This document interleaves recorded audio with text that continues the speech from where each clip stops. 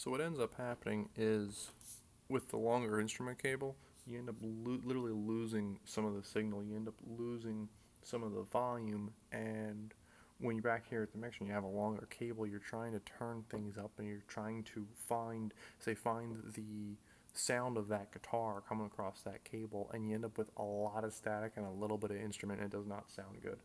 So there's some more advanced options there in terms of setting up adapters and converting this onto a microphone cable. We'll get to that later. Now, one thing to notice here is that the exterior shielding on this, it's got a little bit of extra protection to it. It's a nice round cylindrical shape here. That's because it has a little bit extra shielding, has a little bit extra protection, and is trying to protect whatever weak signal is on here. When you're dealing with the instrument cables and just instruments in general and wireless microphone base stations in general, you're not talking a lot of voltage, you're not talking a lot of volume and sound. That's what the mixer and the amplifiers are for, in order to make that sound come up in volume loud enough to be able to hear it from a significant distance away from speakers. This is a similar type of cable. It looks similar. It's got the same type of connector here. It's in the same quarter jack with the two leads, the tip and the sleeve here. But the difference on this one is that the cable itself is much more flat. It's nice and wide when you look at it from the top, and then it's skinny when you look at it from the side. The reason for that is because this is specifically designed for speakers. When you're dealing with speakers, you naturally have a whole lot more volume going through. It's a signal that's not as easy to damage, not as easy to interfere with, so you're not going to necessarily get as much static. You're not going to notice as much static when you're going from an amplifier to a speaker, because the sound has already been boosted, it's already louder, and so there's lots of sound and maybe a little bit of static, and that happens. So one thing you may have noticed as I'm working with these cables, a lot of them have a color coding, have an electrical tape wrapped around the end. The speaker cable here I have here is red. The instrument cable I was working with here has got a blue electrical tape on it. And then, ignore the blue on this one. The microphone cables here have some yellow on them. You'll see these later. Oh, sorry. You'll see these later here with the different colors, simply because this is kind of the organization we're trying to come up with here in terms of trying to keep all the cables sorted and make it nice and easy to put them back the way they came in. So we'll see that later in one of the storage rooms on the sides. As you probably can guess, there's other various cables. Earlier I was working with my phone, and most people, this might look like a weird connector shape, but this end portion here should be very familiar. This is a standard 1/8 connector. This is constantly used for nearly every single portable electronic that's ever been made since like 1988 on, probably even earlier than that. So you're going to see this on iPods, other various MP3 players, cell phones, etc., etc. So the nice advantage of this is you can have various different audio sources like laptops, like cell phones, like iPods, plug them all right in via a cable like this, and you instantly have sound right on the soundboard. I'll put my phone up here. This is the other end of that cable. And what you'll notice here is the same type of connector we were talking about earlier. It kind of looks like that 1/4 instrument guitar cable looking thing.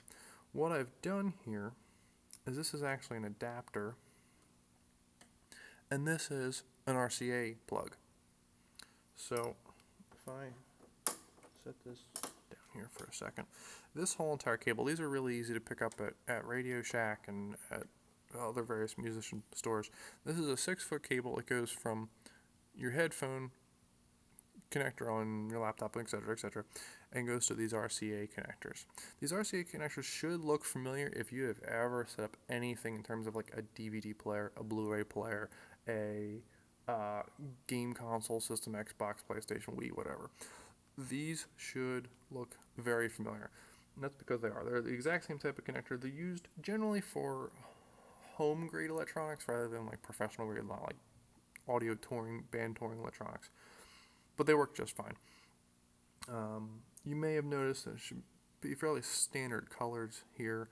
Generally they do red is right channel, white is left channel, and then if you had a third one for the video off of your game console or whatever, or your DVD player, that would be yellow.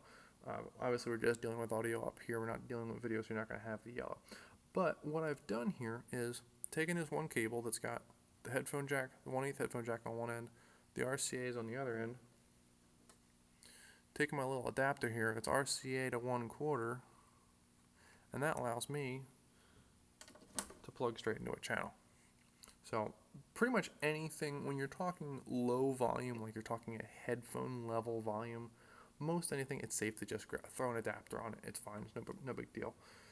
You don't want to add adapters on once you have had the signal go through an amplifier, like the main speaker amps that are putting out, like, I want to say that 200 watts a piece per channel. You don't want to just accidentally plug it into the wrong thing. But for the most part, if you're talking headphone level, you're talking your cell phone output, your laptop output, or whatever, that's not going to cause electrical issues. Now, I'll plug this back in.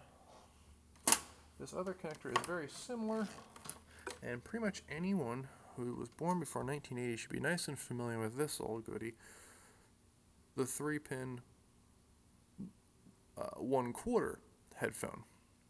This is extremely common on your good old record players, your original your early model CD players, where you have this larger headphone connector.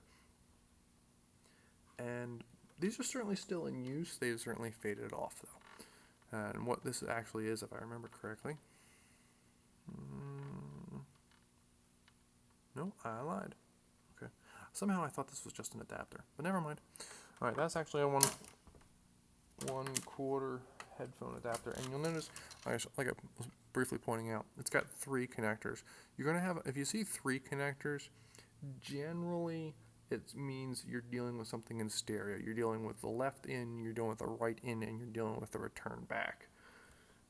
You will occasionally find more advanced audio things where they're using that 1/4, and there's 3 connectors, and you would assume it's stereo, and there's advanced options there for trying to get signal to go further and try to balance out electrical interference and inefficiencies. So you will see them being used for some other things, but most of the time it's just for your headphones there. To go off on a slight tangent, you may notice, at least if you sit in the board, I realize it's kind of hard to see on the video, some of these cables here have been color-coded. Like for example, this is a purple wireless. This is an older Audio-Technica wireless clip-on body pack. It has a purple end to it. I figured, set some color coding up, set a nice color scheme up so you can easily pick it out and say, okay, this purple cable goes to this purple wireless. Likewise here, you have the green cable over here goes to the green dot wireless, and this blue-ended cable here goes to the blue dot wireless. You will see a little bit more in the way of color coding, but not at this point in time, nothing really that aggressive.